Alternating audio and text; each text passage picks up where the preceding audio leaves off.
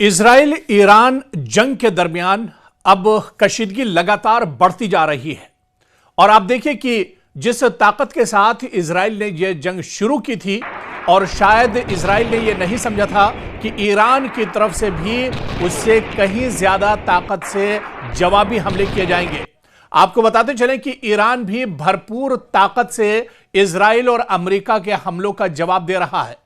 दरअसल यह जंग है और इस जंग में नुकसान दोनों तरफ का हो रहा है।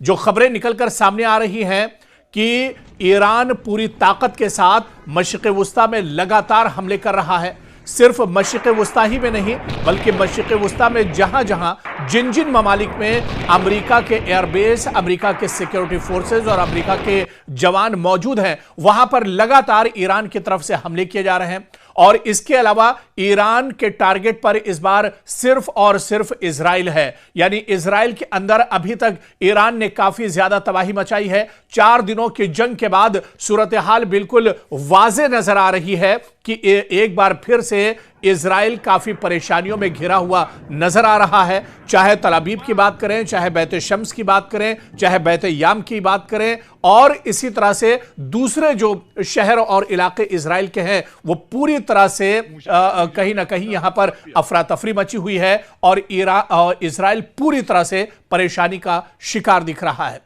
पिछले 4 दिनों में क्या कुछ हुआ है और बीती रात सबसे ज्यादा, क्योंकि पूरी दुनिया की निगाहें इजराइल और ईरान की जंग पर टिकी हुई हैं, क्योंकि इजराइल इस बार भी जंग में तनहा नहीं है। इजराइल इस बार भी अमेरिका के साथ एक तरह से है। अमेरिका एक बार फिर से इजराइल की पूरी पुष्टपनाही कर रहा है। और एक बार आप देखिए कि अमेरिका लगातार कहीं ना कहीं इससे पहले जो जंग 12 दिनों की हुई थी उसमें भी एक तरह से इजराइल के साथ खड़ा था और इस बार भी पूरे तौर से अमेरिका इजराइल के साथ खड़ा है। इस बार तो जो जंग का पूरा प्लॉट तैयार किया गया है, आप देखिए कि कई बार बेंयामिन नेतन्याहू और डोनाल्ड ट्रंप की मुलाकातें होती हैं, कई बार एक तरह से राब्ता होता है और जो हामी ममालिक हैं इजराइल और अमेरिका के, उन्हें भी कहीं ना कहीं कॉन्फिडेंस में लेने की कोशिश की गई है इस जंग से पहले। हालांकि एक तरफ कई ममालिक हैं, एक तरफ सुपर पावर है, एक तरफ इजराइल और अमेरिका जैसी ताकत है और दूसरी तरफ ईरान जैसा छोटा मुल्क, ईरान जैसा वो मुल्क जिस पर हमेशा से पाबंदियां रही हैं, जिसके पास ना तो बहुत ज्यादा असलहा और गोला बारूद है, लेकिन फिर भी ईरान पूरी ताकत के साथ अभी तक जवाब दे रहा है। क्या कुछ अभी तक की लड़ाई में दरअसल हुआ है या इसके अलावा पिछली रात से लेकर अभी तक क्या कुछ हुआ है, वो दरअसल बताने की आपको कोशिश कर रहे हैं। जो पूरा अपडेट इस जंग में है वो हम आप तक पहुंचाने की कोशिश कर रहे हैं, क्योंकि इजराइल में सबसे पहले जो सूरत हाल इजराइल के अंदर की है वो हम आप तक पहुंचाएंगे, क्योंकि यूरोप के तरफ से और इजराइल और अमेरिका की तरफ से सोशल मीडिया पर काफी प्रोपेगेंडा चल रहा है। हमारे एक जानने वाले और हमारे एक साथी जो इस वक्त ईरान में है, कुंभ में मौजूद हैं, उनसे जब हमारी बातचीत हुई तो उन्होंने पूरी तस्वीर एक तरह से इस जंग की साफ की है। उन्होंने कहा कि कुंभ में हम लोग लगातार इस जंग पर नजर बनाए हुए हैं। कुंभ में हालात बहुत अच्छे हैं, लोग कहीं से परेशान नहीं हैं, बल्कि पूरी इत्तेहाद और पूरी कुव्वत के साथ यहां की जो अवाम है, यानी ईरानी अवाम, वो पासदाराने इनकलाब के साथ खड़े हैं और आयतुल्लाह अली खामनेई की शहादत का बदला लेने के लिए यहां के लोग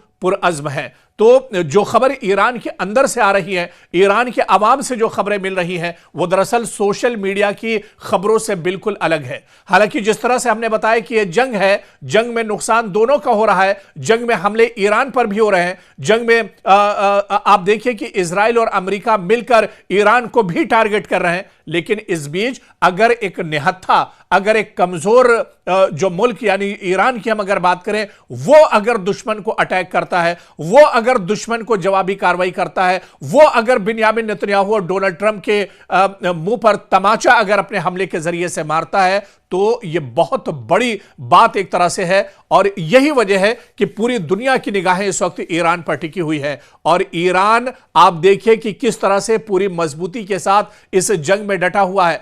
आप देखिए कि इजराइल में ईरान के मिसाइल हमले और फजाई जो हमले हैं उसने एक तरह से इजराइल को परेशान करके रख दिया है। ईरान के मुतादिद बैलिस्टिक मिसाइल और ड्रोन हमले किए हैं इजराइल के अंदर, जिनके जवाब में इजराइल ने दिफाई सायरन्स चलाई और मुतादिद मिसाइलें भी रोकी गई हैं। लेकिन इसके बावजूद भी इजराइल में काफी ज्यादा तबाही हुई है। चाहे तल अवीव की बात करें और मोसाद के जो ठिकाने हैं वहां पे भी ईरान ने एक तरह से मिसाइल और ड्रोन हमले किए हैं। और इसके अलावा आप देखिए कि जो दूसरे अलग अलग शहर हैं उन्हें भी निशाना बनाया है।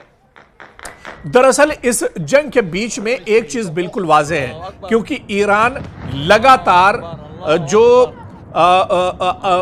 फौजी ठिकाने हैं, लगातार जो मोसाद के ठिकाने हैं, लगातार ऐसे ठिकाने जो सिक्योरिटी फोर्सेस से इजराइल के जुड़े हुए हैं, ईरान दरअसल उन्हें टारगेट कर रहा है।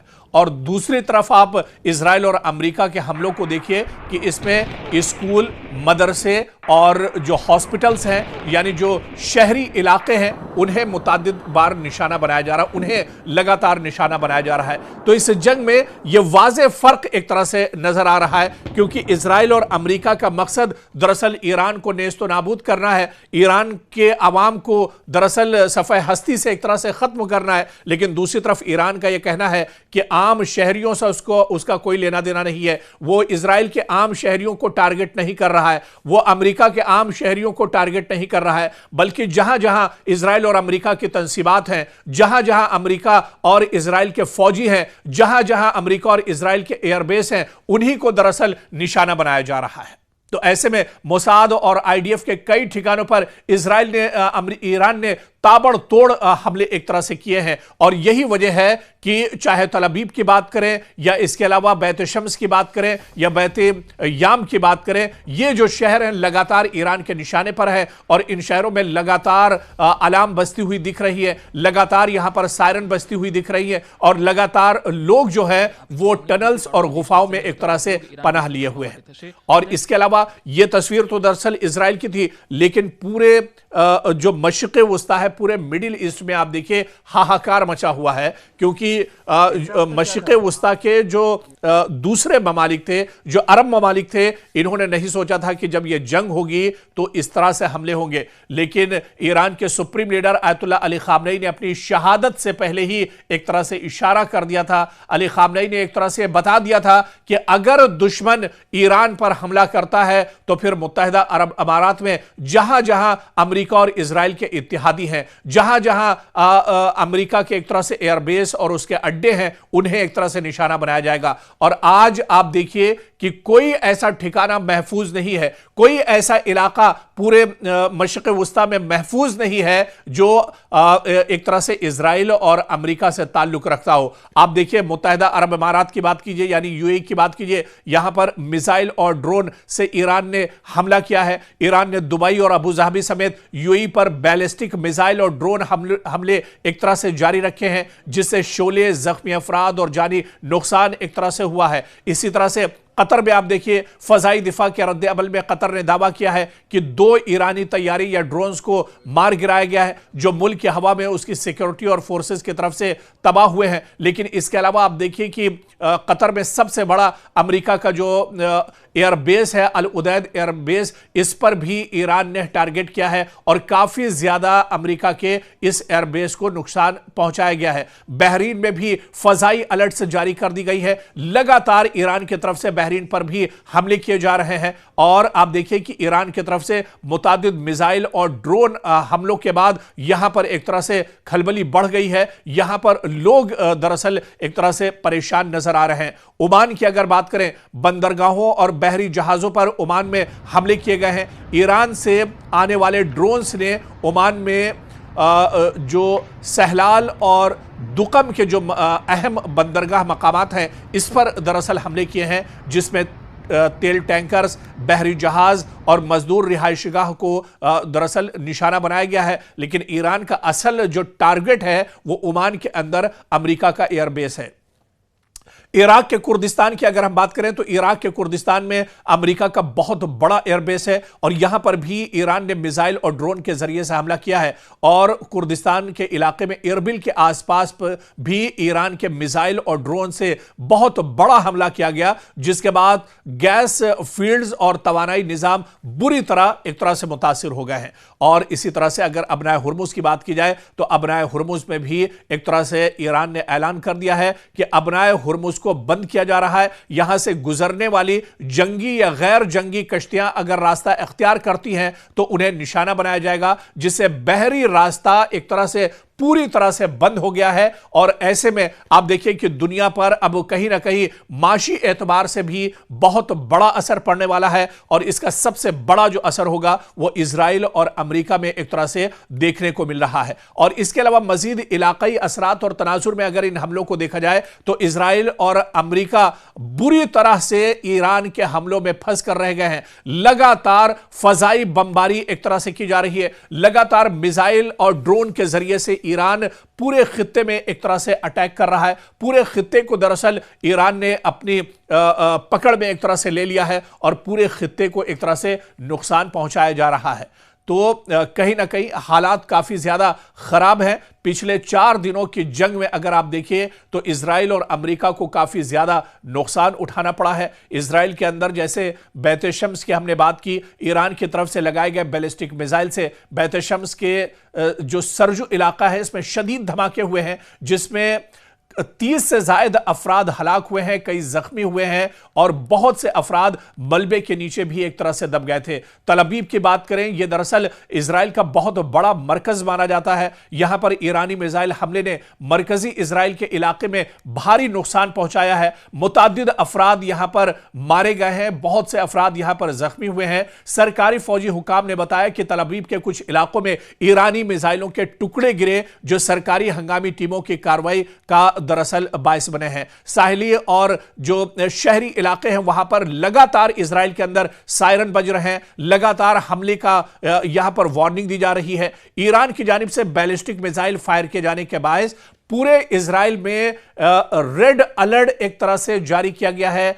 एयर रेड अलार्म्स यहां पर बजते हुए नजर आ रहे हैं और शहरियों को बम शेल्टर्स में पनाह लेने की हिदायत जारी की गई है। तो कुल मिलाकर दरअसल अब जो सूरत हाल है वो बहुत भयानक, बहुत गंभीर सूरत हाल एक तरह से बनी हुई है, क्योंकि ईरानी फोर्सेस ने मुतादिद बैलिस्टिक मिसाइल और ड्रोन हमले मशरिक़ वुस्ता में किए हैं, जिनमें कुछ सीधे इजराइल की तरफ फायर किए गए हैं और कुछ जो बैलिस्टिक मिसाइल हमले हैं वो दरअसल मशरिक़ वुस्ता में जहां पर अमेरिका के एयरबेस हैं वहां पर यह हमले किए गए हैं।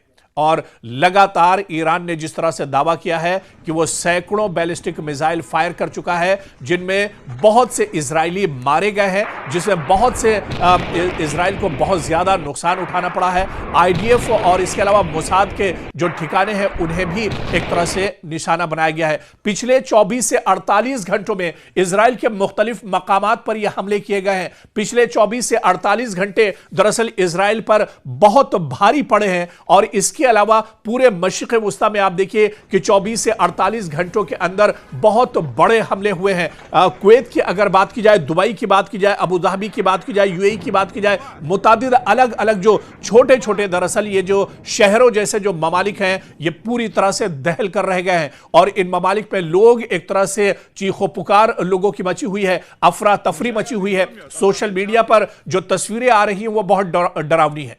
दरअसल मशरिक़ वुस्ता में लोगों ने यह नहीं सोचा था कि इस तरह के हालात होंगे, खासतौर से चाहे दुबई की बात करें, यूएई की बात करें, अबू धाबी की बात करें, कतर की बात करें, ओमान की बात करें, बहरीन की बात करें। ये दरअसल बहुत खुशहाल अरब ममालिक हैं, गल्फ के ये ममालिक हैं, ये मुत्तहिदा अरब अमारात के छोटे छोटे दरअसल हिस्से हैं और यहां पर कभी कोई जंग के हालात नहीं रहते हैं, कभी इन्होंने मिसाइल और ड्रोन्स के हमले देखे नहीं है, कभी इस तरह की शदीद आवाजें और धमाके इन्होंने सुने नहीं हैं। और उसके बाद जिस तरह से ईरान ने कहा था कि अगर आप देखिए कि ये जितने भी अरब ममालिक हैं दरअसल ये सब अमेरिका के पिट्ठू हैं, अमेरिका के इशारे पर काम करते हैं और यही वजह है कि अमेरिका अब ईरान को खत्म करने के लिए, ईरान पर बड़े हमले करने के लिए मशरिक़ वुस्ता में, दरअसल इन्हीं ममालिक में जहां जहां अमेरिका के एयरबेस हैं उनके जरिए से एक तरह से ईरान पर हमले कर रहा है। और ईरान ने यही कहा था कि अगर ईरान पर कोई बड़ा हमला होता है, ईरान के supreme leader Ayatollah Ali Khamenei को अगर नुकसान पहुंचता है,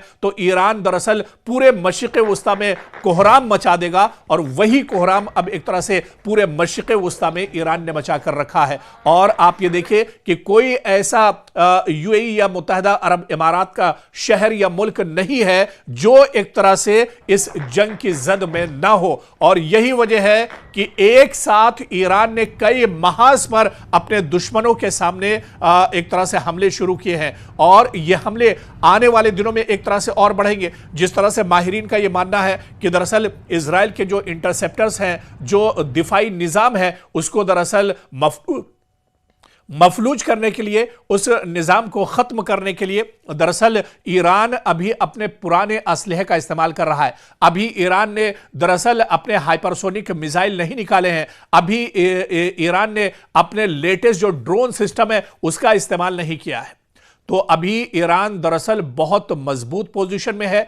ईरान आने वाले दिनों में एक बहुत बड़ा चैलेंज बनकर पूरे मशरिक़ वुस्ता के लिए एक तरह से उभरेगा। और शुरुआती जो 4 दिनों की जंग है, आप इस जंग में देखिए, जिस तरह से हम पहले से कह रहे हैं कि यह जंग है, जंग में नुकसान दोनों तरफ होता है। इस जंग में जहां पर इजराइल और अमेरिका का नुकसान हुआ है, वहीं पर बहुत बड़े पैमाने पर ईरान का भी नुकसान हुआ है। ईरान के कई शहरों में लगातार हमले हुए हैं, ईरान के शहरों में काफी लोग मारे गए हैं। लेकिन अगर एक निहत्था, एक ऐसा मुल्क जिसके ऊपर पाबंदियां रही हो, एक ऐसा मुल्क जिसके पास बहुत ज्यादा असलहा और गोला बारूद ना हो, और वो दुश्मन पर पलट कर वार कर दे, दुश्मन को वो नुकसान पहुंचा दे, दुश्मन को वो एक तरह से जख्मी कर दे, तो ये दरअसल उस मुल्क की, कमजोर मुल्क की यानी ईरान की एक तरह से बहुत बड़ी जीत मानी जाएगी। और यही जीत और यही फतेह दरअसल इस पूरी लड़ाई में ईरान की भी है, क्योंकि ईरान पिछले 4 दिनों की लड़ाई में पीछे नहीं हटा है।